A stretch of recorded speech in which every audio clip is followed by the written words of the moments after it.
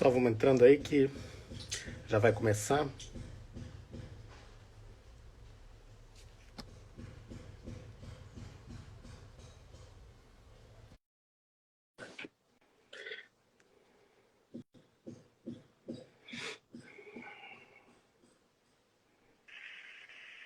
Opa, acho que o celular E tá de aí, lado aí, Marco. tá melhor em pé? É, melhor em pé. Peraí. Pronto, agora tá perfeito. Dá alguns minutinhos aí pra gente, uns segundinhos aí pra gente, pro pessoal entrando. Uhum. Acho que agora se mais centralizar, perfeito.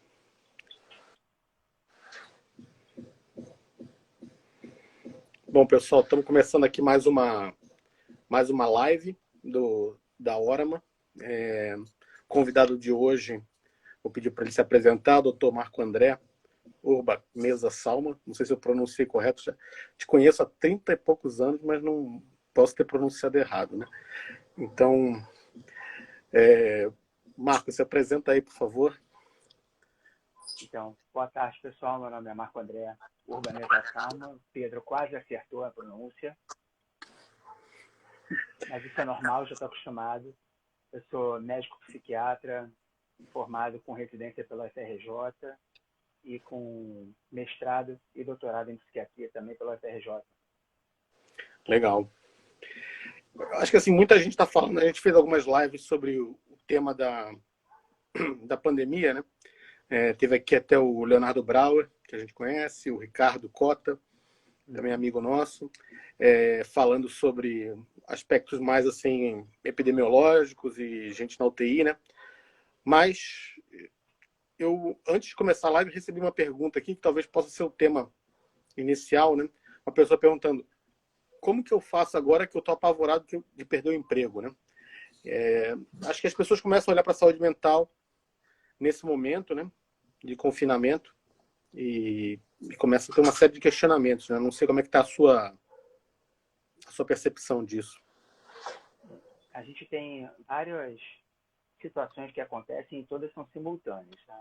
A primeira é a questão do medo real e concreto da possibilidade de você contrair ou ser infectado por um vírus e vir a ter uma complicação ou até mesmo morrer por conta dele. E isso é uma preocupação, vamos dizer assim, normal nos dias de hoje. E, ao mesmo tempo, você tem a própria questão do confinamento dentro de casa, né, que não chega a ser um lockdown, como as pessoas estão chamando de lockdown, mas não chega a ser um lockdown ainda, porque você não tem medidas que restringem realmente a liberdade nem o direito de viver. E a outra é a questão do que vai acontecer. Mas essa é uma pergunta que todo mundo está se fazendo com relação de qual vai ser a perspectiva, o que vai acontecer daqui para frente. Então, realmente, você tem a dificuldade de lidar com a incerteza e com também a própria situação da conjuntura do momento. E no teu caso aí, eu imagino assim que os pacientes, deve ter muitos pacientes que talvez tenham exacerbado os sintomas aí de depressão, ansiedade nesse momento, né? Você pode falar um pouco sobre isso? Posso. É, é até engraçado porque a gente teve, logo na segunda semana, depois de começo das medidas restritivas, principalmente no Rio e São Paulo, o Conselho Federal de Medicina liberou o atendimento via teleconsulta, né? Telemedicina, com o médico numa ponta e o paciente na outra. Antes era permitido, mas somente médico a médico, como se fosse uma interconsulta. Agora você tem a possibilidade real de continuar o tratamento por meio de tecnologia, como, por exemplo, WhatsApp, Zoom, Hangout, outras ferramentas que você tem disponíveis para fazer uma consulta de vídeo e continuar seu tratamento. E eu tenho muitos pacientes meus que já estavam sem se tratar de forma regular, que me procuraram justamente por conta da piora do quadro ansioso, do medo, da sensação de desesperança, da própria falta de perspectiva e da incerteza. E que tipo de doenças assim tem exacerbado mais nesse momento? Depressão e ansiedade ou alguma coisa diferente Não, disso? principalmente depressão e ansiedade, mas você também vai observar no curto e médio prazo, um aumento também do consumo de álcool e outras substâncias, e possivelmente com o prolongamento dessa situação, pode acontecer também outras circunstâncias, como, por exemplo, o aumento no número de tentativas de suicídios. Isso é bem preocupante, né? Você tem notado alguma coisa nesse sentido de suicídio, movimentação nesse sentido, com colegas aí teus? Não, a princípio, por enquanto ainda não, nada muito mais preocupante, mas a gente também não está fazendo levantamento epidemiológico disso nesse momento. O Brasil ele é notoriamente deficitário em termos de epidemiologia de suicídio, apesar de suicídio ser uma doença de notificação compulsória, né? No atestado de óbito, o corpo tem que ir para o IML, passar por uma perícia, e isso fica registrado, mas mesmo assim você não tem uma estatística sobre isso em pandemias. Muita gente fala que na Grande Depressão, em 1929, muita gente se suicidou e foi uma epidemia de suicídio nos Estados Unidos, né? Tem medo de acontecer alguma coisa nesse momento aqui no Brasil ou no mundo? Pedro, olha só, poder acontecer pode, a gente não tem como dizer nem que sim, nem que não. A gente tem que, na verdade, observar. Acho que a principal mensagem que as pessoas têm que ter em mente é que a situação é preocupante, mas não é a primeira pandemia que a humanidade passa na história e nem vai ser a última.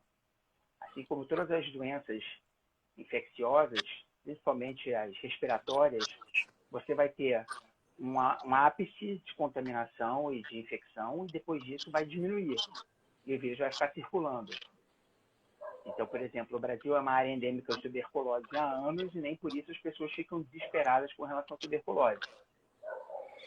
Pois é, isso é verdade, né? Uma questão da ansiedade aqui, tem uma pergunta da Roberta, que ela fala: como saber se a ansiedade é só uma resposta normal ou se ela deve procurar um psiquiatra, né? Qual o critério que você daria? A definição para a ansiedade, para a gente separar entre o que é normal e o que é patológico, a gente pode, na verdade, falar disso para a ansiedade, até mesmo para a tristeza. As pessoas acham, por exemplo, que depressão é uma tristeza mais intensa do que o normal. Não é só uma questão de intensidade, é uma qualidade diferente. A ansiedade é a mesma coisa, ela é uma ferramenta de adaptação. Ela, ao longo da história da evolução humana, ela serviu para a gente se preparar para lidar com a adversidade. Então, nossos antepassados que ouviam um barulho no mato se preparavam para lutar ou fugir, sobreviveram e passaram isso adiante. Aqueles que ficavam alheios ao que estava acontecendo ao redor eram devorados e isso acabava sendo eliminado. Então, assim, a partir do momento que a ansiedade começa a te prejudicar, te incapacitar ou te atrapalhar para desempenhar as atividades que você normalmente consegue desempenhar, ou te causa um sofrimento significativo, já passa a ser considerado patológico e já, teoricamente, necessita de um acompanhamento especializado. Entendi. Acho que a depressão também tem alguns critérios, né, que as pessoas podem perceber de quando ela começa a se tornar algo preocupante, né? Sim.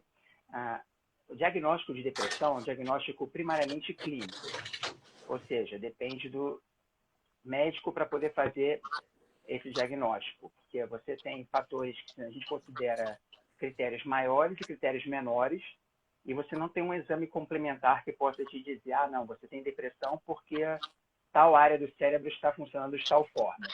Não temos esse achado, essa correlação ainda. Então, o diagnóstico é clínico.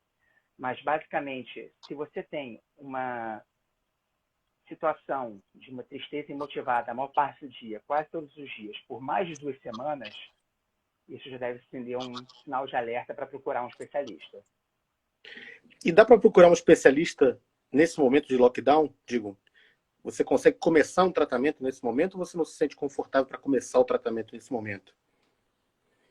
Isso depende muito de pessoa para pessoa. Tem gente que vai precisar de um atendimento, e até pela norma da telemedicina, que foi aprovada pelo Conselho Federal de Medicina, teoricamente você não poderia fazer atendimento de primeira vez à distância. O atendimento de primeira vez tem que ser presencial. Então, tem colegas que estão encaminhando pacientes para unidades de emergência psiquiátrica, que tem um médico plantonista que faz esse primeiro atendimento e depois dá um segmento, seja com esse plantonista que avaliou ou por teleconsulta. Entendi. O professor aqui, Alexandre Espírito Santo, que é o nosso economista-chefe aqui da Orma, ele pergunta que se a pessoa que é hipocondríaca, se ela deve se afastar das notícias técnicas sobre a doença nesse momento, né? O que você Eu diria? acho que não só as pessoas que são hipocondríacas, mas assim, todo mundo, para poder manter um mínimo de sanidade, vale a pena você limitar a exposição a notícias, a procura de informações sobre a pandemia, sobre o coronavírus, a uma vez por dia. A pessoa escolhe um horário pela manhã ou à noite, se informa da forma que preferir, seja assistindo um telejornal, seja olhando na internet, nos sites que preferir, de preferência não nas redes sociais, procurar sites confiáveis, com informações confiáveis, porque os números vão sendo atualizados constantemente. Então, assim, se a pessoa ela já tiver uma tendência a se preocupar muito com isso ou hipervalorizar isso, óbvio que isso vai se extrapolar. Então, acho que vale a pena a pessoa ter parcimônia nesse sentido. Interessante. No caso da dúvida assim, com relação à teleconsulta, né? Como é que fica se você precisa ajustar a medicação, prescrever? Como é que fica nesse caso? Porque muitos medicamentos que são usados na psiquiatria são controlados, né? Como é que funciona? Basicamente, diria que 95% dos medicamentos prescritos pelas psiquiatras necessitam de algum tipo de receituário especial, seja o branco, que é o tipo C, ou o azul, que é o tipo B, ou até mesmo o amarelo, tipo A, no caso das medicações para déficit de atenção, por exemplo. Já está havendo uma tentativa do Conselho Regional de Medicina aqui no Rio, junto com o Conselho Regional de Farmácia, de implementar uma ferramenta eletrônica para poder fazer a prescrição e validação de receitas. Mas não há um consenso. Então, num primeiro momento, algumas farmácias estavam aceitando as receitas digitalizadas. Então, eu fazia as receitas, escaneava, digitalizava elas e mandava para o paciente apresentava na farmácia e estava sendo aviada a prescrição. Parece que as farmácias que estavam aceitando esse modelo voltaram atrás. Então, o que eu tenho feito ultimamente é feito as prescrições físicas em receituário comum mesmo e usado serviços de entrega para o Interessante. paciente receber em casa. É um mundo novo que a gente está vendo acontecer, né? Muitas coisas vão se transformar, né? E a psicoterapia, você usa psicoterapia também? A psicoterapia ela é indicada para os pacientes que já fazem psicoterapia, podem migrar para a modalidade eletrônica da psicoterapia, porque a teleconsulta em psicologia já era aprovada pelo Conselho Federal de Psicologia e já era usada há bastante tempo. Eu tenho pacientes que se tratam com terapeutas, inclusive, que já saíram do Brasil e mantiveram seu tratamento via Skype ou WhatsApp. E eu acho importante assim, o paciente que faz um acompanhamento com algum tipo de profissional, ou tentar manter esse tipo de acompanhamento. Porque na medida que a situação for caminhando, o tempo for passando, é mais esperado que esses quadros tenham um certo agravamento. E isso a gente tem que tentar evitar ao máximo.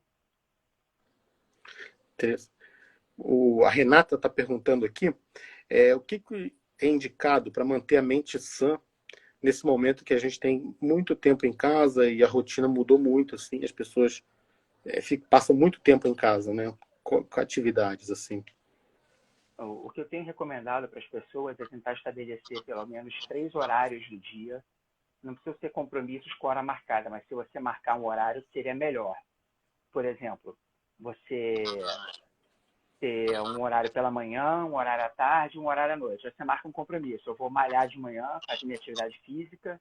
À tarde eu vou ligar para meu pai ou para um parente. E à noite eu vou me informar sobre o que está acontecendo. E aí você consegue usar isso como, por exemplo, até mesmo ferramenta para você estruturar uma rotina, que é importante. O nosso cérebro vai procurar sempre o caminho de menor gasto energético. Então, é estabelecer uma rotina e seguir aquela rotina.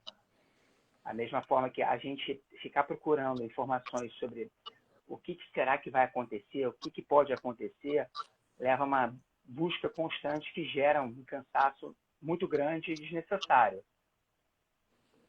Verdade. Então, assim, geralmente o ideal é manter a atividade física regular pelo menos 3 vezes por semana.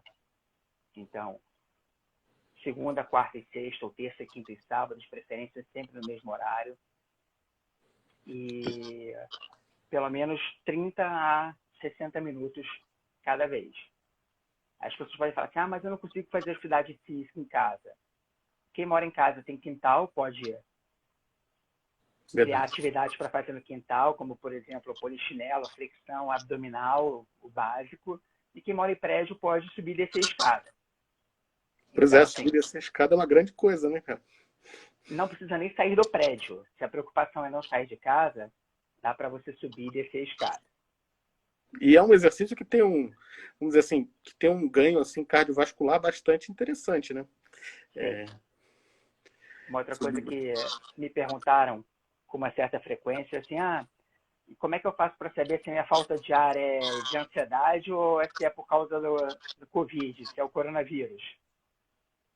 Basicamente, é observar. Se você tem falta de ar o tempo todo, independente do que você faça, isso já é uma coisa que você tem que procurar um especialista para poder observar. Se a ansiedade ela aparece, a falta de ar aparece quando você está desocupado, quando você não está concentrado, quando você não está fazendo uma atividade, geralmente está ligado à ansiedade. Uhum. É interessante, porque um dos sintomas da ansiedade também é o sintoma do coronavírus, né? Sim. Falta de ar, né? O doutor Leonardo Lucas, anestesista, aqui pergunta se na teleconsulta você não perde um pouco a linguagem corporal do paciente, o olhar, né? Como é que fica isso? Porque eu acho que são dados importantes que você tem no dia a dia no consultório e que perde talvez um pouco na teleconsulta, né? Como é que você Assim, analisa aí? na psiquiatria, a maior parte do exame é o exame psíquico, não chega a ser um exame físico propriamente dito. Você dificilmente vai ter o psiquiatra palpando ou auscultando o paciente. Mas tem coisas que você só vai ver ao vivo, até por isso que a primeira consulta deve ser preferencialmente presencial.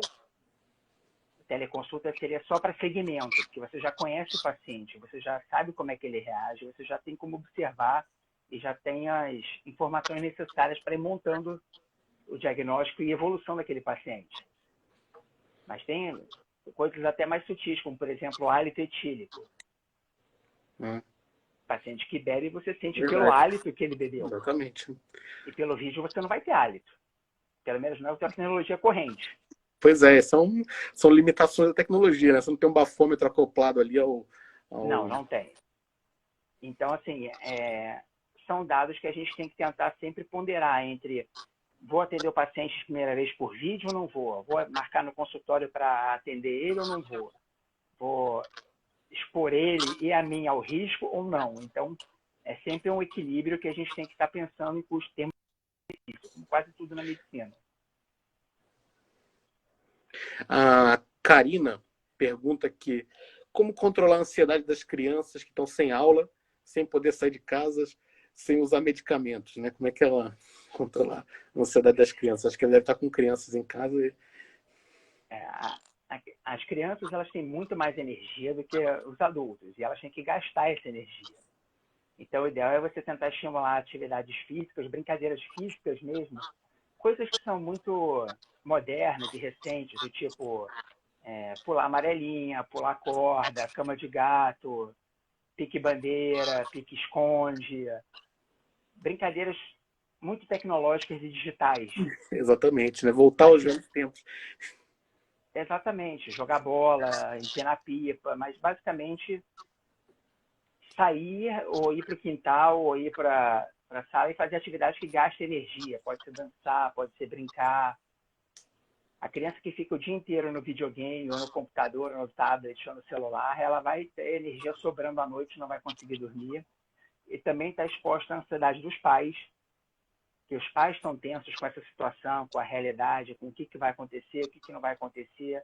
A criança absorve isso tudo. Então, assim, é muito difícil, que a gente tem que lidar com a nossa ansiedade, a ansiedade das crianças, a ansiedade do parceiro, e está todo mundo confinado na mesma casa. Verdade. A Rafaela aqui pergunta se tem alguma comida ou bebida que pode aumentar a ansiedade, que deve ser evitado nesse momento. Então, cafeína está presente no café, no guaraná, na taurina, os energéticos, todos os psicoestimulantes pioram sintomas ansiosos. Então, assim, é importante,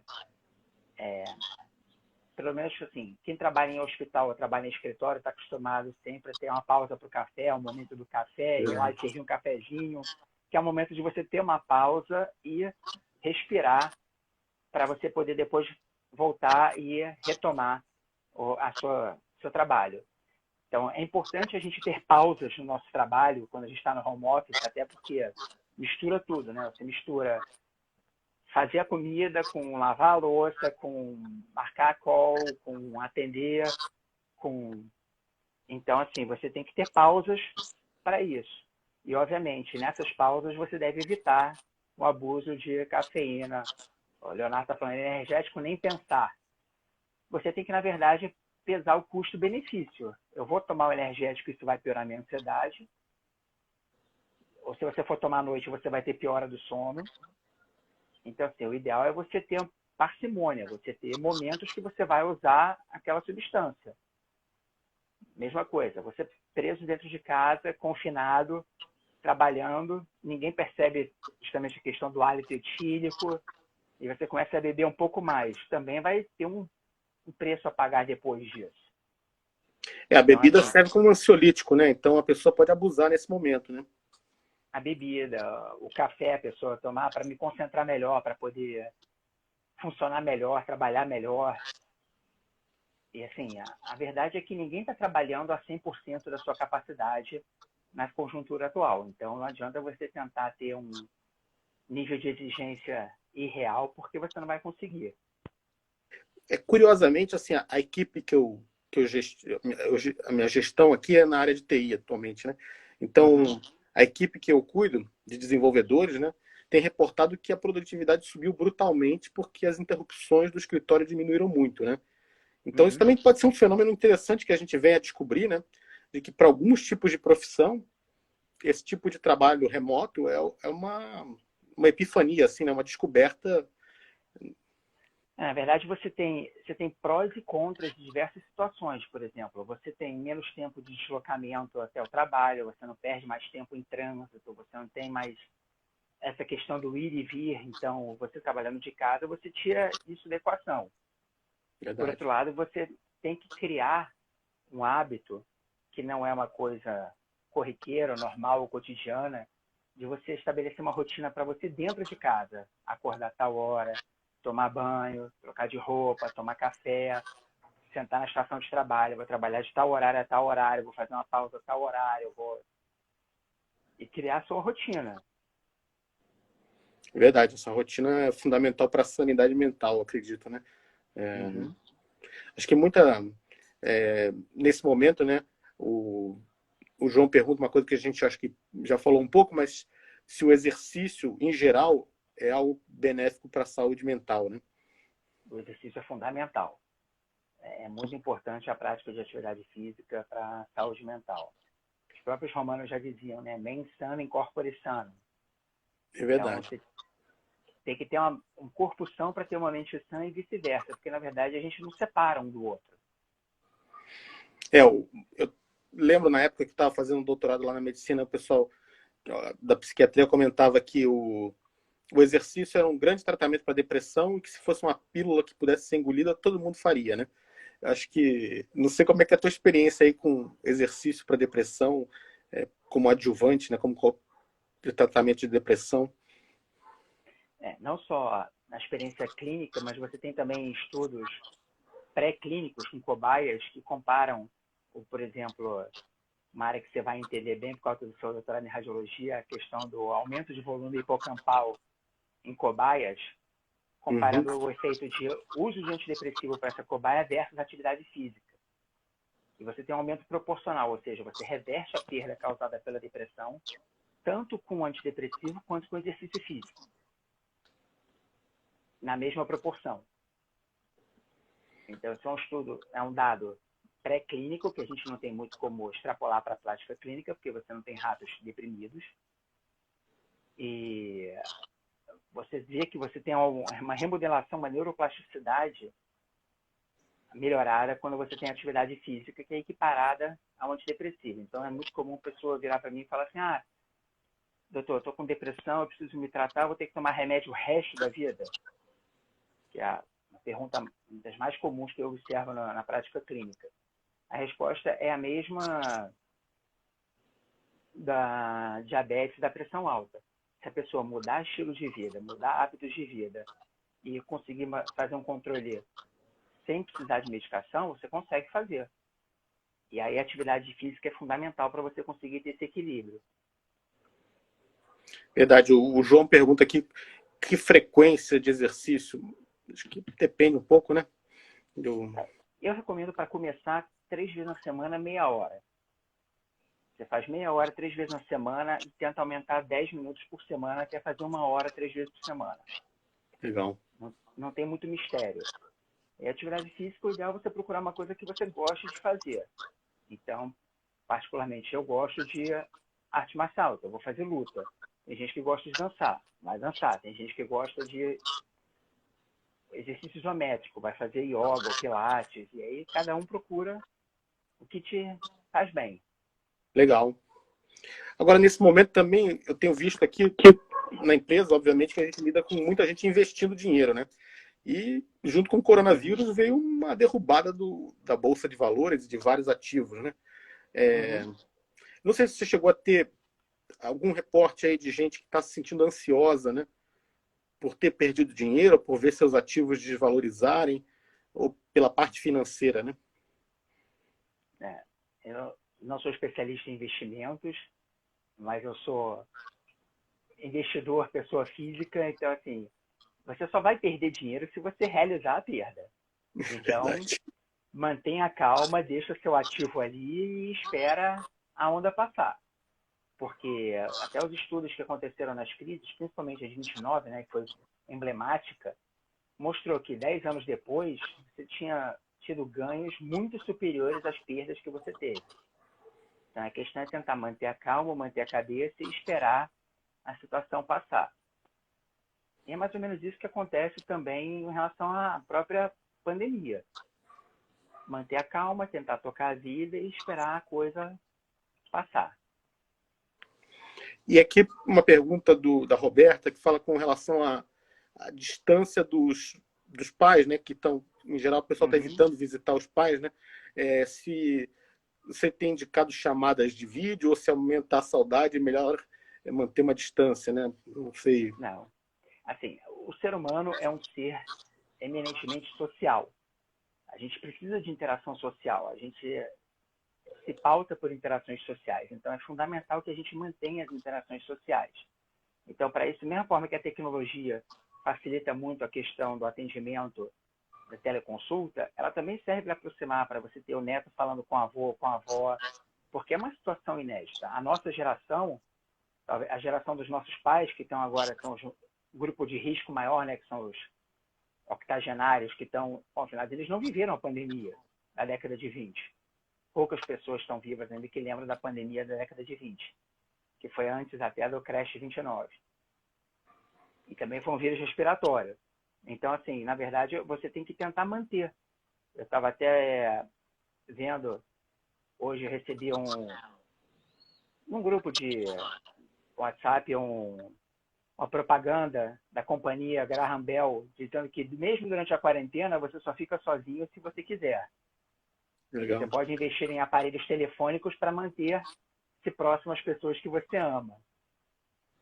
Então, eu acho que vale a pena a gente usar, inclusive, esse excesso de tempo que a gente está tendo, que a gente não está se deslocando até o trabalho, que a gente não está fazendo outras coisas, para colocar a amizade em dia, retomar amizades, fazer contato com as pessoas que você não vê há muito tempo, procurar aquelas pessoas com quem você brigou, discutiu, e repensar se vale a pena mesmo continuar brigado, se não seria o momento de procurar a pessoa e se aproximar dela novamente, até para poder justamente lidar com essa questão do isolamento, para você ter uma rede social. É muito importante. uma rede de apoio social, não uma rede social como, por exemplo, aplicativos. Entendi. Eu acho que assim, também tem tido muito uma questão familiar, né? As pessoas estão mais próximas dentro da família porque estão forçadas a estarem em casa, ou estão pelo menos estimuladas a estarem em casa, né? Geralmente a família imediata, né? Que são os pais e os filhos, mas, por exemplo, os avós, os avós, os tios, esses estão muito afastados. Então, até pela questão, eu posso falar de experiência pessoal, eu tenho feito compras com meus pais e tenho deixado na portaria deles. Então, eu nem vejo, para justamente não ter essa questão do, vou dar um abraço, vou dar um beijo. Não tem que ter contato. A gente se fala por vídeo mais tarde. Entendi. Deixa lá e depois já liga mais tarde, né? Mas eu Liga. falo assim, na família imediata também, eu acho que as pessoas estão tendo mais tempo de estar com os filhos e alguns Sim. benefícios podem sair daí também, né? Né? Não só os filhos, como também os casais estão ficando mais tempo juntos. Aquela rotina que você tinha antes de acordar, tomar café da manhã, cada um ir para o seu trabalho, só se encontrar no final do dia, acabou. Agora você está ficando junto de manhã, de tarde e de noite. Então, até mesmo, por exemplo, você ter estações de trabalho para os dois pais que fazem home office e precisam trabalhar, você tem que fazer estações de trabalho diferentes, ou então tem uma estação só de trabalho e você alterna, um trabalha num turno e cuida das crianças no outro e vice-versa, para poder justamente dar conta, que ainda por cima tem o serviço doméstico, né? Porque ninguém está com... Imagina-se que ninguém esteja obrigando as empregadas domésticas a irem trabalhar, que também estão em isolamento social, então você ainda tem que fazer as atividades de dentro de casa. Então, É verdade. Eu tenho visto algumas iniciativas das pessoas também, nesse momento, exercitarem um pouco assim a solidariedade.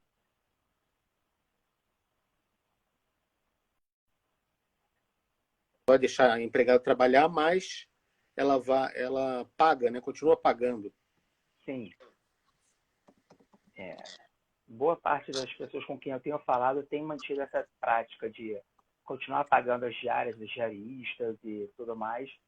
Da mesma forma que a própria essa questão de flexibilização da regra de emprego e de salário está sendo ainda regulamentada pelo governo. Acho que acabou de ser aprovada semana passada a redução da carga horária ou a suspensão do contrato de trabalho. Então, são situações inéditas que a gente não tem, não passou por isso na história nos últimos 100 anos no Brasil. Então, O Jonatas aqui pergunta se você acha sobre isolamento vertical ou horizontal, né? eu acho que o mais importante agora é isolamento social. São as pessoas continuarem dentro de casa, continuarem se protegendo, continuarem lavando as mãos e continuar seguindo as recomendações para poder evitar não só ser contaminado, como também contaminar outras pessoas. Porque o problema maior não é só o adoecer. São uns 7 a 10 dias que você fica antes de apresentar sintomas transmitindo o vírus. Entendi. Então, a maior parte das pessoas tem essa noção, não, eu não estou passando mal, não estou sentindo nada, eu estou tranquilo. Não é verdade. Você pode estar assintomático e estar transmitindo o vírus. E você podia falar um pouquinho aí sobre, obviamente que ainda existe, apesar de estarmos no século XXI, né, um certo estigma com relação a procurar ajuda psiquiátrica, né? Uhum. Como as pessoas devem encarar isso, né? Você tem vários estigmas, mas o estigma ligado à doença mental até ganhou um termo nos últimos 2, 3 anos pela Associação Brasileira de Psiquiatria, que é a questão da psicofobia, né? Que é você ter preconceito em relação ao portador de algum tipo de doença mental. Uma campanha até ganhou certa repercussão na mídia, que várias personalidades da mídia vieram a público dizendo, eu sofro de tal diagnóstico, eu tenho tal doença, eu faço tratamento para tal situação. Então, assim, você tem uma questão do estigma, realmente as pessoas têm vergonha, têm medo de procurar um psiquiatra. É muito comum receber pacientes que passaram primeiro por um neurologista ou por outro clínico para tentar resolver uma queixa que é eminentemente psiquiátrica, justamente pela questão do receio de procurar um psiquiatra. E, na verdade, isso vem do desconhecimento. Da mesma forma que você tem, para combater a questão do preconceito, você tem que ter o esclarecimento das pessoas. O que são as condições psiquiátricas, por que elas aparecem, como é que a gente trata, se a pessoa pode ter uma vida normal. É verdade. Eu acho que assim, muita gente às vezes vê um paciente, por exemplo, com câncer e entende que aquilo ali é uma doença. Agora, vê um paciente com uma depressão e acha que é uma falha no caráter, né? Acho que ainda existe muito isso, né? Não sei se você tem como tranquilizar o paciente dizendo, cara, isso aí não é uma falha do seu caráter, ou pode, vamos dizer, ser uma coisa de personalidade, mas que tem que encarar isso como uma doença como qualquer outra, assim. Né? Eu acho que a questão principal é você tem que tentar entender o que está acontecendo com você. Nesse momento, principalmente agora da quarentena, as pessoas estão mais ansiosas, estão mais assustadas, estão mais amedrontadas, e você entender que o que você sente faz parte de você e isso é normal. Agora, a questão do preconceito surge muito em relação à própria situação social e econômica que aquela população está vivendo. É muito interessante que você tem estudos que mostram, por exemplo, você antigamente tinha leprosários É verdade. e você tinha também asilos tuberculosos. Esses já acabaram, porque você tinha a falsa noção de que você isolando essas pessoas, você minimizava a contaminação, a infecção de outros. Você até hoje tem hanseníase, até hoje tem tuberculose, só que você trata as pessoas no meio da sociedade. Você não tem mais esse preconceito todo. A questão principalmente é essa. Você ainda tem uma certa segregação. Eu acredito que principalmente por causa da doença mental não ter um marcador específico e não ter uma população-alvo. Né? Que nem a Covid-19, que há pessoas acima de 60 anos de idade que têm complicação respiratória, cardiovascular, hipertensão, são grupo de risco. Não. O pico de incidência de esquizofrenia em homens entre 25 e 35 anos de idade. Ponto. Só isso. Você não tem nenhum outro marcador que seja útil para você diferenciar se tem ou não tem. Então, a gente costuma brincar dizendo que o psiquiatra, quando faz 35 anos de idade, comemora que escapou da esquizofrenia. Verdade. Restam as outras. Restam só as outras doenças, né? É, E as pessoas têm também uma questão assim, né? Uma vez que eu vou para o psiquiatra, eu vou morrer ali no psiquiatra, né? Porque nunca vou ter alta, né? E eu acho que imagino que você deve ter pacientes que você já deu alta, né? já. Tem pacientes que a gente dá alta, principalmente os pacientes que conseguem mudar o estilo de vida, fazer atividade física, mudar as prioridades mesmo em relação a tempo de trabalho, tempo de lazer, tempo dedicado a si mesmo. Tudo isso é importante. E você acaba tendo isso. Da mesma forma que as pessoas procuram cardiologista e não tem medo de pensar assim, não, eu vou ter hipertenso, vou ter que tomar de remédio o resto da minha vida. Se pegar Covid, ainda tem mais risco ainda de morrer. Verdade. Mas a hipertensão é uma doença que, uma vez diagnosticada, a pessoa vai ter que tomar medicação o resto da vida. Diabetes, a mesma coisa. Depressão também, só que a depressão você também consegue controlar com medicamento e ter uma vida normal. A Acho que pessoa não é. Aí fica aquele estigma, às vezes, né? O cara é tarja preta. Às vezes, remédios de tarja preta nem são os remédios mais potentes, assim, do ponto de vista de. E ficou. Fica um. Vamos dizer. Fica uma fama, né?